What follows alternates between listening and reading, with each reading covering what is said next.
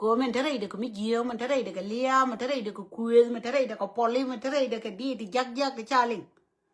ajen nan dong chu ko nong ni ja ka no mi ja ga long ko community da nang community dan ko bi disrespect bo balten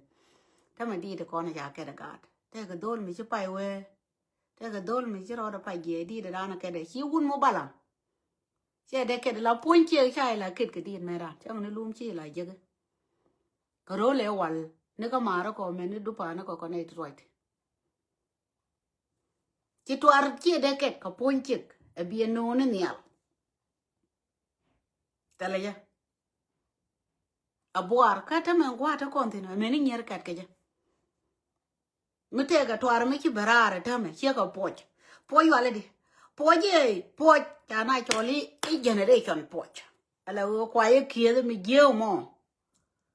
ano no wo de na la generation de ka ta yo la do chu ko no ko no mi di lo ke da man pa poy tong para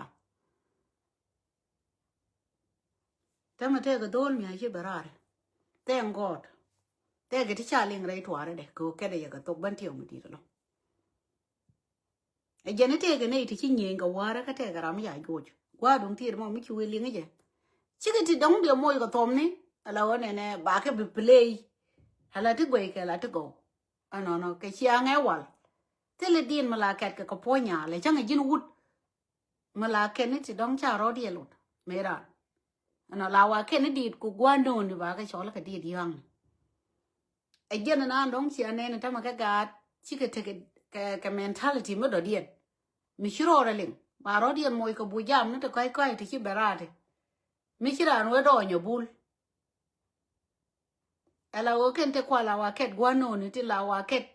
me chi no bi ga daw pe nyurun bi nyur bi a wo ket te ket kon ga gwa no ni nyuma na no wala te ni Ciang na dong ba ne te pe nyalo loy kon do ri kon pli te ram yo ke ket ko chi ko yo to gwa no ni ke na kon cha ku la do nyen te me ala ti je go de point na letin de point na da go bom tin de ga gwe la go ka kan tho ken pa cha ti go cha ko ku la pal ka ti ge ano ma che chere go cha ka te kan ka lat pal cha ka te de ka lat pal kan ka lat ala wo tin de kon ka pal kan kon ka lat ke no ko ko la na ke la ti de kon ka lat chi kon ka pal please no mo de kon ma gwe gwal ni kon ka yan panan da kon dong cha ka dit please te ga dit allow men cho le private part da kana emu very important along me chala ka ka bang chere ke lwe ke chana lwe ka bible wo chu chu kwaro kod la chu lo bang ka lu no gur ke mo ro ba ipo de bite gu jan we mon chu dom chu kwel chu ra nak chu gwan tie ka du nang lom ka kai aloy du chi dit ke nyin garam tie ke kan ti al to kan ko lwe te kan tin che lwe kon ke no ko kon ga la lat ka mi chiran we pale ba pale be mer ka to kula pa lungu ka le ni ente ko na cha ilwetin ko no wo inu oti ko na cha ilwetin ko na la ne ke let ano na chang bilo pa le bu ye bi ngai wo bu ko bi je ka ma le di ke ye ti je gre lo ai du e pa le no de ne ti ko ke ne de ri je ngai ne ni gari ko to la pa le ne ti ko ke na hien to ro la ba ga dream ni ku to le yi ka ke ti je ka ne ti ko ke nga de ni go wo ne ne le ne ke ka ro du ku kre ne ka ko foindo that is life win mo na me la ko di ni yen ka kon o me wo bo boy la bi sia ka mo boy enta ma te ka gwa mi chole tin me te ji ka nin ani jen ko la je o tara mde me luanga la ni en chen jal na dong jel ka jare por gwa mi en wo bo la wi me ka be lo chol wi bi ji wi ma lo nien tara mde me luanga drai no ko nal ka rode mana dong de lat kon shom no rodan kal kale no more very important along me goro de share ka kon wala ka de kon jo happy new man kon dia happy new man wala de wan ka pai badak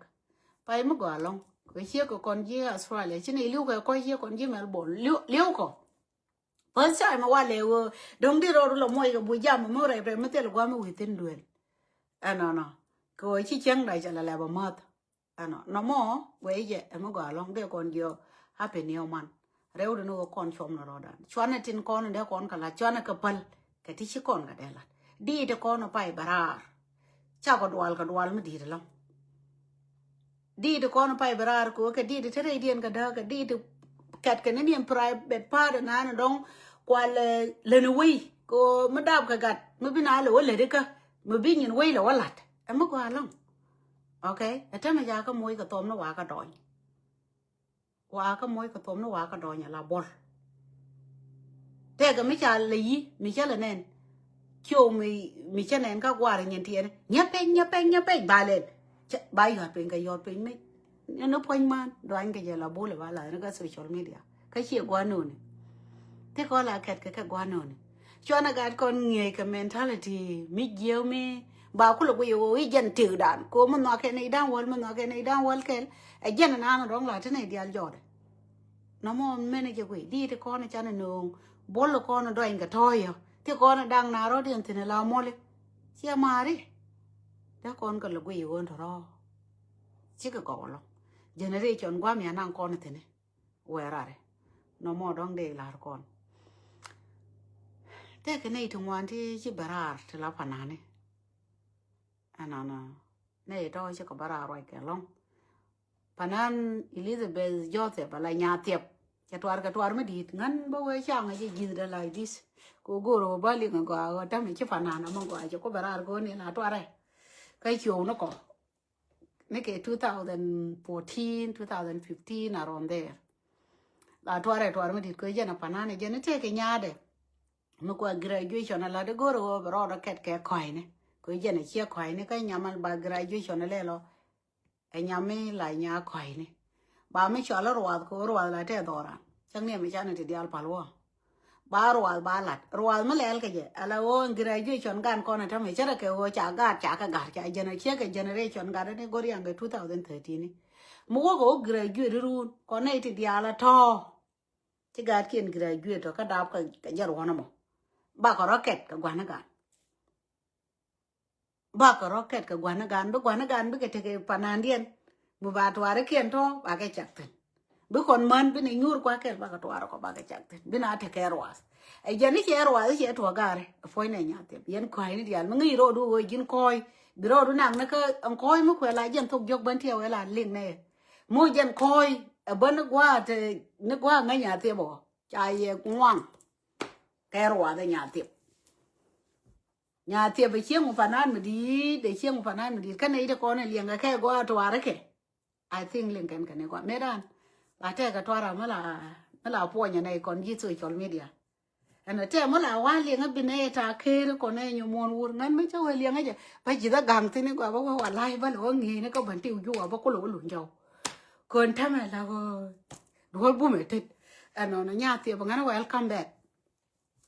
back to Facebook ki join for a while me ni ma na ne me ri nya ngat gai la te ka to ara to go ko jen mi chi nya ngat gai mi cha ben ben ba ro da yo pan pe nya yang ta let asama da go ra ka gan back but like you wait for me a little bit. Let me go in by my car. Take a mission for God, very important. But some other about Gorba, but like you, the quick by you, short by you continue. Young at a condong lanya guy, Kukonya guy, Panan with it. Mary young at guy, Jin Panan with it. Twara my show, believing. Go to Arity corner like at Kelman, a big nur. A big nur. At water go, check a major to a cure in. A chunky I will go lying in car. We men chicken in long jaw. And then I come and get to worry by you can a younger go and walk away like a job with heavy gut go young up like a young and panan McKilga. Okay? But long to a kid, missing you can go a day could you? And then know. Okay? Then Miss away yell or the Kenyan Matu. I love me, did you? Long ago, back a cat, but tell him about our reader. Come a day, call a betcha here. Forget about it. Bunny to my morning, you thought I can never our reader. Okay, man don't gan panan me did mera. A panan me did. She loida go, casual and arga for the loida, go over when bullita, vileveno. Ciang bol, bullnya, come can I pull you, bullnya da. Bull wishing to da, live in a young thing or over. Being what young Jana younger kaya wall, being what got over, Beneo Bara, on a share or dang. Chia ro dang chia dang jok thuong cái này chính chia lên thơ nhá con với này chia chul ba bên man chia nhà thuong ba bên cái gì la cái này chia một tiểu phari chia màn đón đa yang chi bên nước bu mẹ chẳng thế cái nhiem chia cái bồi phá đang chẳng nhây ngan này thôi à với này jok chia rồi ngay gió bé là đó chiều đu nè mày ngày qua nhà vô rồi này nhà thu dang bul thế nên thế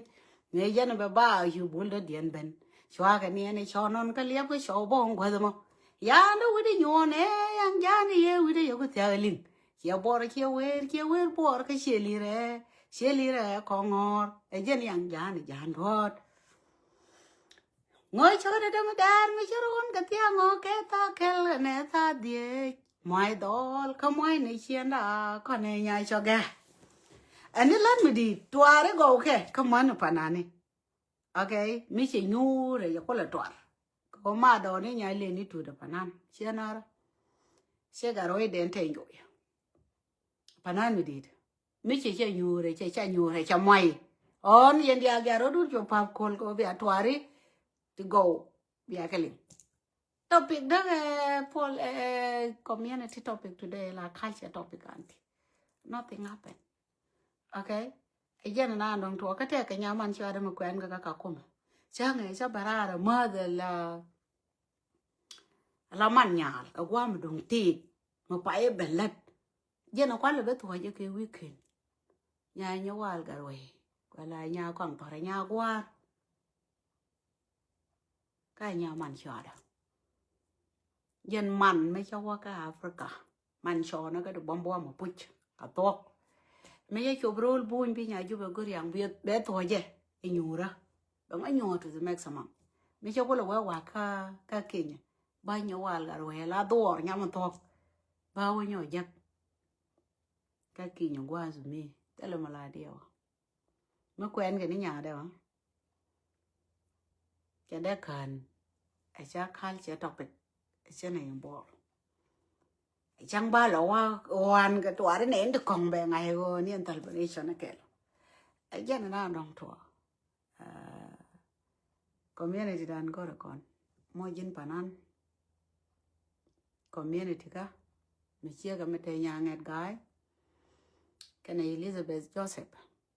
cái tuổi đó community cả mỗi dân panan một cái này tuổi biên này ra thì còn mỗi cái tôm các bạn là các website vào website để log các bạn cho lấy subscribe với các bạn nhầm log website đó bị subscribe đó biên nhau là đấy ngồi đây và biên này đó support các bạn cái liên điền bao mà cái dân nó anh mình luôn cái lần này chỉ có còn để là còn cái loang cái community để nói để thế là long rồi sẽ đâm mà ni bravo kiss cho nên cho rồi wala bravo kiss cho rồi cái quý để sang à cái này cho chia mà ra muốn cái này vừa nó mò đó là to cái chia mua bị bravo kiss là panana mới đi chứ còn ở đây nhiều cái social media đó vậy mà đó là to cái chia mua bị cái chắc gà trên con đã kẹt cái chắc cái giờ nó mò it's not right to be honest cái mới mua bị bó mới mà lát cái là mua bị puch nó sai là gọi cái bài nhớ đó cái nó to là nhớ cái giờ bảo cô là bên play dân ramana này đông cô mua bị cô là camera cái bé mình đã bé chỗ là na bài chỗ ngay ở nó mò aram cô là này acting nó chỉ reality nó thế cái mixture đến nó đuổi cái gì cái mấy chế chủ nhốt cái chế lạt nó throw cái thứ lại thế xin chua đồ ran môi cái Cieng mà bina là đoal cái bị gì na bị cái thân này cái mình chỉ đuổi thế là làm nó lông ao chua na tết yin mới chỉ làm lại Cieng cái ô này nè ngăn đông lục ngăn đông nhэр cái này ngay how did you know chỉ làm mấy gì chỉ làm mà có lôi đu lại cha đi cái ô này nè ta thế cái lôi đu cái nào đông cái dân ta thế lôi này nó đi ăn cái gì cô lôi đúng lại cha rồi nó đi làm rồi đi lật cái thì giặc là quỷ nó mình đi chín bỏ nó đông chín là lát cái thì giang nó mo đun cái rồi đu drum cú đuôi cái you hết chết lôi này đi thế làm lôi cái này đi thì cái lôi của đang wall cái này thì nó cái gì đang wall thế là làm đây là rồi ngân ta community thế làm đây mà lo forget about it thế này thì lôi cái gì cái này thì nó cái gì that is life chỉ này cũng thì nó cái gì chỉ cái bupal cái này thì lôi cái này thì lôi cái gì chỉ cái stop cái ông lôi cái gì thế là ya nó mua mấy chiếc bún chỉ là rồi gì lại giờ này chỉ yourself anh ấy nhớ cái anh ấy lúc anh ấy thế này anh ấy quên cái đó rồi dính mấy cái mới lấy đi bây giờ làm lôi cho cô gọi ra đây là ok mấy cái mới gọi mới lấy đi bây giờ làm nói cho cô chia lạt cô dân chơi đây luôn cả lên that is life of this world chỉ làm chia với đuổi dong lo cái gì ngao dong nhỉ đấy gì ngao nhỉ đấy gì khăn yên mà rồi ngao nhỉ đấy gì cái dar bang cái wudu cái rồi du mui ro du cái hard time cái lil mi dit cái gì lo em dit cái min ram bo gui o dong tem lo cái gì dong cái ram ku yin no ni dit you don't know ấy cho nên là nó chẳng có là cái bài bộ lo này nè chú mi đi o ni chơi chú ya lạt là o đi o cái này nào cái con anh sẽ qua anh o jin bravo kiss chỉ luôn cho cái chia là đồ mua bị lấy đi về cái gà đó con anh thôi xả con này để anh chui về chụp cái dân để giờ nào nó chỉ chụp cái đeo với đồ con anh cái đăng đó rồi lấy đi cả mình lấy đi về là mua bị chỉ luôn này thế cái này thì chỉ lôi điện về không mà thế xin nó witness con này mà đong toa đấy niệm nào là jin panan niệm nào thì đong thế này thì lúc cái gì ngã rồi ni go hotel community mi ya ida tin mi de lo nas de lo ne dan wal tin de no ne dan wal tin that's it chu ne dan wal to chu kan ka pressure me chiro dali okay tell ra mo gor ko no ne je ni point ne be je be du yong ai che be du li ka yen dia la yang ga yen ko nga de yang chi ka dab la nyin ke ni cha ka tell ra mo de me lo ka ke bi la do ne mi chi ke nyin nga mo bot kwe je no tell je ano biga ke ken dia le ngai je wona ne nga thai ko nga ke ano ne yo bu gwandu le bi jona me dweru yang be nyi yana nga ti ka do chu nyo ke le ko be ro ku le lu ko cha mi je ka no mo je bi nyono ko cha na cho ko de na nyin ten te le ra mo lu ye me ku yen te ndam te ar ku no ko no dong te rien ga che go na ne ko mo jini jiran competition ro en go na no ki kwen we jin la gor yo bi do bi la de bi nyos ko be te ra mo gor ji ano mo bo how to grow up the community ko guri ye wona ne mo go ano mi chila dong bu go itu wan bu ko a good idea jin ngai roi long ni cha nga ra ne dong cha ga ke na ke de ne me cha mo ke chi o wu de cha le bol bron chi roi go long ne da shu yu go yo ne e me la no ka kara ne dong tu ra ne che ke di ko nong cha kam ra go mi no no ke ji ka ma dong tu wi du nas no ke ji ka ma la ke lebdu ke ne ko no ka na cha no ko jin panan te ke panan ti chi ka ma na anh panan to ka panan ti dit no ka ne dit kien kwe ke chiang ran ken te keran ka totally different dit la panan mi dit me ke dit wa dit ba tele ji chiang ye wiji ne iti ko kien wo de ka te kare anh te lo du ke ye ti jek ti chare no de ne iti ko kien de ti jak de ke jak dong de ku la go ani jin mu wi go ka ro du ke ne iti ko ile support bi ko lo jin mu ko go ani jin ka ro du en ran para karan chom na ro dan ngai ne te ko te la mi je wi mo mi te kara mi chwal kara mi ge on wori jara mo gani yan ko la de to ra mo ka nyu de ji do wandu ba choli ra mi ge ko de ra le ngwana kwa lo gu nya ma ar ki le ngu le nga a to pu jan ne mate ne how come no bana nang ni ka ba ko lo ngai nga ka ji no la di ka pe beta o bi la ka ne al ko ba choli nga ne dia bina ro dia luek that is life ba we ne to la lat ka ngwana de reg le gu ran wang ran cái này thì chết cái quả lát cái pin của xa cái bên liền anh ngáp bữa cuối lo không xa liền biết tao ba lát cái chua này cái quỷ cái này thì con nó đang rồi cái đi nhìn kiên dễ của lát cái ngoan này forget about it cái này thì con nó đang cô ta kêu cái cô anh dâu mà lát cái nó ngoan đó cô ta mà ăn đang cầm gì cái cô bà ngoan nó lát cái cô rồi chứ gì yeah chứ gì Toro bana ke gui kom na roda na community da ngai na yo community da ron content de yo no kona pin yo man yin bra bukis chum ro do ko nal bay pos si ala de la mubi ba chine be ja ko dol ka mi chito ko si de go ro me chito da to ko ji ban mi chala mubi sen go ba chara na test he hat ta kon ne ti ti da lu ka ada ta mi che nang loy de la bi bi li yin ti mo ka mo ra ta mi chongot ko wi ji dan te ji okay chalara muti gui ni ni ngi ta mo ko ne gen giram na no ko la te kaje mi te ko mi to pointu dere go abre yene ka dere condition na ante tin ke ne di dan chera ko no ngi chup tin dere ka ore mo to ro ke ne ko la gange okay lan la le ni je la mu ba ka pointu la nyo de le jin en wona me chalat ka lo do no mu bi ba ngai pu ju wona me e mu bi kala de chalat je mu wa ya wonyo la kwa la wo turi ji kwa ji la wo torge ala wo chi chop ka jandar ya dan ka don kan te ngai tin we je be wona ngala big deal la kon man da ga nong nei ka long la wo pon kun yen lo ya nei mi de ga du je la guru no ji je ga jang te na point ga joi la go no joi ma ka ba ni ji kama ya kula we chi wi da ro kol ka jin wi te ga na what do you think ana ji mor chi nan ka hal ni sa kama che te tin ramala ran chi mor kwa nyu mor kwa da mor kwa gur kwa ramen te chwale ran du kariemo chi mo ga ata nda ta che kan do le tor ga ji cha ne ku tin kon dong la ku lose family ne tin kon na ga ji we jin ga community ko mo ga te ga ti chilat cha ga moy te high blood pressure an chang ko chi ne dial ke loy dien chi je chi ne dial chi ko roi chi ne dial chi ka ga chi ne tang kien ne tin kon dong cha go ria tok dong chi community chi moy tension mit nial chi ne dial ya ro dien ja por right na long ka tiktok ne right na long ka facebook ne ano no mute ne ko bi yo ngai yo nong ne jit to the maximum chu ne yo ka tis bi chara ken tis mo ko chu wi du chi je chi mo te mi le je la mo bi ne aware before ka bi ne tin ko no tor ka ji bi ga jo dol na ka gwa ke le te dia le chi atur ba ke ku lo walat e mo bi bra me jo chu go ye la jen ta na dong la we ke mo bi ni no mo ba yo wete ke mu mi chi barar ka bravo kiss mu no mo bana je gui ke changa me ne yen dial tai ne chunga ko ba mu no mo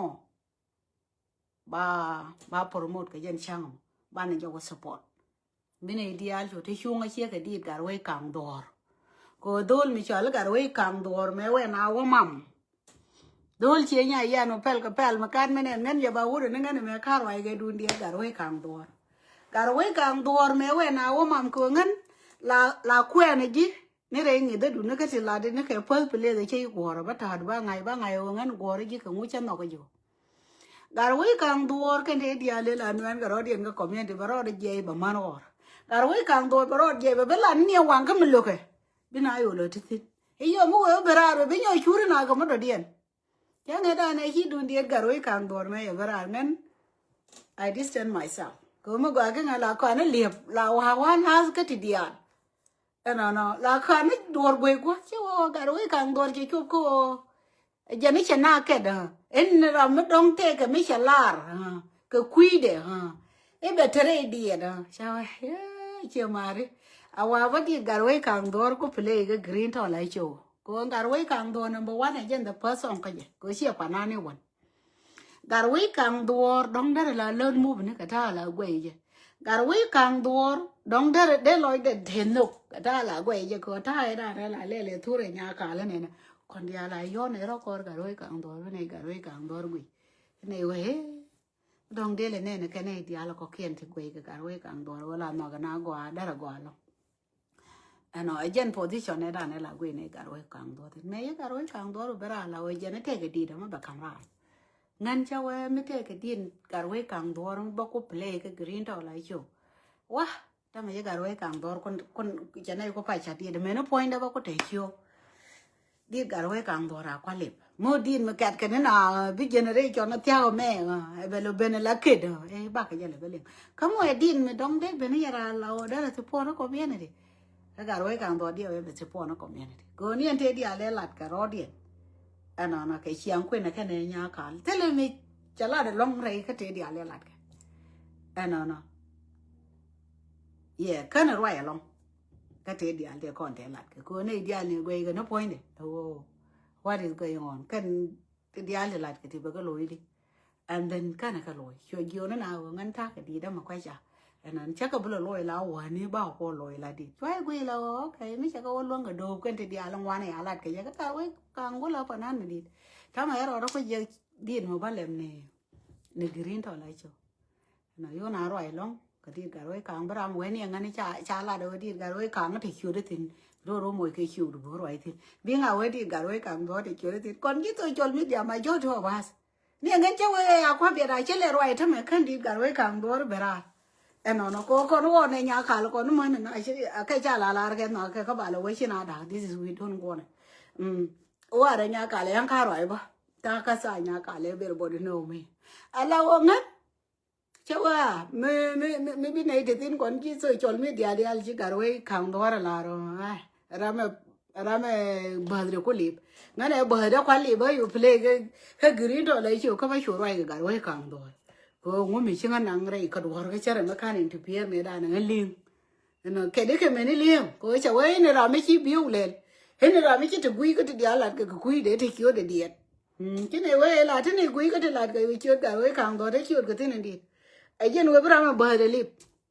này đi cả với càng đó rồi bữa ra là point này comment thì cầm bèn nó ngắn cô cháu với bữa ra cái để thưa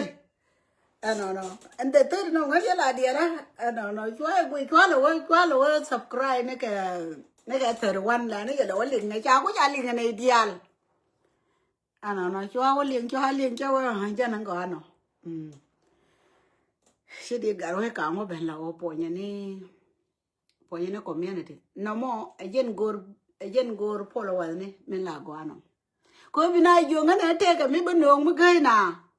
bina kula roal ko yo mo wi dun ku no ba subscribe ko gor ga ya ba ngai what is going on no mo jen luong nuor garwe ka yo wi nuor ke no ka che ten kan den no that is gan cha do long cha we jen la go ano mo ko jin mi ngai mi le this is good is next sense we are going there la de ni mi dong da ro lot mi che ga ta na dong che gar we kang che ja ko ba ti da ba subscribe na la ke ni no ka jen the first song and na ko ba better get subscribe ni to ngwan and then be YouTube de la active ka jen di da no mo ko che ko de ya ta gwa e kum ne ideal kwa le lip lan mi di no mo ajen pale na la gor ke no mo we ga wan ya panan gar we kang ta mi jin siapa nan okay jana kang dora la mat ke tin ko kon na ke garwe kang ma la te dora ana yo mi a ko le cho la garwe kang dor be ne ko la ngai o jan garwe kang dor te ke mele sia garwe kang dor ana no jana na no to no mo ngene wer ka won yam cha di thungwan ta mai chi wa ka piel panane ana competition bu bu ni yan jo de jan na dong to nyai chum sai man che ne ke ma le che ga che ne ke ma lo ma tu mo tu che yo ma le che ga da ane che ga la ti ke na green ro la che ko ma la e chi pu da ane roi mo ga wo do ro ga ni ma ja la cho le chi wo che ga da cha ngan ma len cho ma tot ngo da ngan mo to nya mo ga cha na ga che loi de tes ngo nyo ro ga lo ne me ne wo do ro ko ne nya je yeah so proud of you darling che loi da tes jen jina ru sa mo to mo de la na de chi mbo de cha yo to me la nya kir nyo we la nga na ru sa mo ga lo ne wo nyo do ra man pal ne wo nyo do re ke Brisbane di go man to de te lo me ya dio mo khwe la mo tu mo fanan me ja ko la wa ka chio to ra dio ye cha de tel ma ton me de je bak ten ani lo de che go la ko mo polo green ta la che kan me ne ke mal bala ne ani je ni chang lo ani che lo de te yen che ma dia li chang ne ke ma le yen che ma dia la te ke na ka green ta la che yo ri yo miem yong ne te chang e ba report da we da me ba e balat ano no ta me ya ka le chan pe ni go ya lo yen ta ma la oi point ne lo par on ta ke business che ma business me la ruin miếng cái gì cái này là nàng ở điện chế đấy cái là bơ đi Ciang cái miếng chỉ cái gì rồi rồi mẹ là đấy mẹ mấy chị có nhiều mà ai liêm á đấy mẹ mấy chị có rồi việc có chị có đấy để cô quỷ we do kula ta lại đi cô là lấy gì cầm nó miếng của đi bia we do bia luôn cô ngay giờ này वो nó cái point bell mấy cái piece bell mấy cái piece cái tên là nial mấy cái dem cái bell to bị cái pepin ka bel to bi ka ben la chi gisken charo de ri la gor ko de ko wa again the same thing ka miem kon chwana miem kon la chang ne long ka baru ka ni bana miem te real bana ka kulu gus ka miem dan kon ko lo ko yo la wone wo miem ko tin la nyin ko pan la luin ke mat ke det a chang e den me le jin la won ka okay la won ka ja because loin committee Ciang ate lo kwa ma kai ra tin le ni cleaning duelu ana roi ni jin ke TikTok na ne china George roi ni jo tin bia won o jin bi chur ko gudu bang re duelu ci gaab ko jibu bay ko ngai ke jini me da buke ko Ciang da ne we ke jidab duel wal kana ngai wote baru ka mi mate mu dong cha ta ke wan na ni che lu bu che yen jo Ciang da e wi ga dab ne ni ji la o ni jen nyam du panjin man ke de ma bay re man ayan ko bi ni ke te du ngai won te de ya kam nga me ten ma chu dwal ga gar ko okay ai Ciang mi me cha kai chwai ni jo ko mi mo nai ko ni jo kam pi kam ko le quay cái miếng con ấy thì dia là thì cha con đạp đấy cầm con luôn này đã ok đạp của con cô ấy chăm con ấy thì là real thì bia cái thịt thì tên là một mặt cái nó and then miếng con ria cái lông thì piu cầm con thì cha cầm con liền cha đấy baka wai lakini la gore je eno arana la twai ngume de on ko point du karo ade tele mi chimaten go alo point du karo adu tele mi chimat point du la ko feel very happy and very comfortable and very good ko jit tele mi chimaten ejen point du but bu gore manana dong de point du mo real de ja ko thì mát cái tin nó bia ôm mà thì ni yo qua cô là cái ra thế qua một phát thì cái một nào tin đi coi đuôi đẹp mi ti ni nhure ni đuôi ông mà đẹp cái coi cái mới giờ làm thế yang cái nó the way you are ni cái miếng của thế to thế đáp cái gì ni cái uống của thế con thế này này gì mà cô là cái lại đủ ông mà là biết bia ni ông cái này bia rồi điên quỷ coi đuôi bia chore bị miếng ngồi ở đầm này qua nó qua mà gì nhà mình to ok vì miếng nhìn của cái yore em mà nó gà con có đó vì miếng cái là do miếng bị riêu cái là do riêu vì miếng cái nhau cùng pin cái miếng được không bán này chỉ chỗ là đó mà cô cứ coi bà cứ là quá nhà là little bit that's good ok mấy thế của qua mà uy tín mấy thế cái part mới lấy cái on bị những cái chỗ là bạn mới tí đồ rồi nhưng mà feel happy the way you are coi chỉ biết luôn nó rồi đó có coi nên đi Ciang bị hiểu cái đúng không tôi yên như con chị mà đấy con cháu cái gì luôn chị mà nó qua rồi là quý rằng coi cái lô quý cái này nó gì vậy là quý vậy rồi hết chị mà nó còn nó thế đi nè mẹ hết đấy mà luôn nó chị mà đấy giờ đó có coi mà ta này đi lên ba chơi là bà là cái dal cái street chị mà nó khá là ngày mỗi đó vui ra mới thì nhớ đến Ciang bao hoàng đó là vấn đề cái đồ mà cái chơi cái lý niệm đó đồ cái dân thà đó yêu một qua tổ tiên nó quẹt cái ra một qua cô rồi qua cái shopping kia qua dal cái street on bay ở phố đó vui ra mà bay ở cái quay chừng phải rồi đó ở phố nhà mình đi rồi đó là cái bác cái phải cứ muốn nghe đi đuổiเลยchị mà cái store mà tròn bao lại cái Ciang một phần mới như nó cái đó chỉ châu đây giờ thì cô Ciang mà cái này châu đây cái phần này chỉ châu đây giờ thì chỉ yên mà là ngay liu liu nữa mà đi là có ngu một tua cái gì anh nói châu ấy chỉ cho cái mà rồi ngân mà nàng đóng bao lại đấy rồi đó mình bao lại thì mình đồng tiền alo con em phối nhau cột anh ngay chú mà lại chú này rồi cái Ciang đó còn nhẹ nhàng chạy vô châu ngân ngay mà cầm còn là lên này cái chạy vô bên này u quỳ cái Ciang đó mà còn nhớ được beautiful thì Ciang này iyo mu bên Ciang bị pora cái miếng nhìn bị po dòng baruka and then kan te dial con yo ro ka kan dial bi nhìn của pora nó quên là we bên iyo be bị nhau quỳ đông bị của bên nàng bị bà bài bị yêu bị trên niên quan đi dân thà để mình tin quên bà quỳ nó đó mà ra làm mà nè đông cháu anh em mà nè chỉ thì gieo là ra qua mi bị tin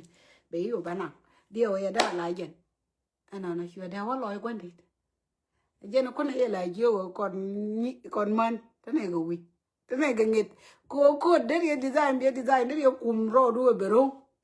đấy là biệt cái biệt đồ ok giờ mua gì qua rồi à có lối bài về quê này chơi dân chỉ làm nào dân tiêu nan đồng to is good ngăn nói này là con loang rồi đi cái là cái bara đen của cô lối này Ciang lao hết chứ mà ra mà gọi nó so beautiful that is life nó mà dân tiêu là good mình luôn cái gì lên đi mình chỉ luôn kia mà thôi don't bother yourself cô cô đâu bà cô biết là poli ruồi mà là poli ruồi chi mà luôn đi ok là ô mà nãy là thế cái gì Ciang mà là đi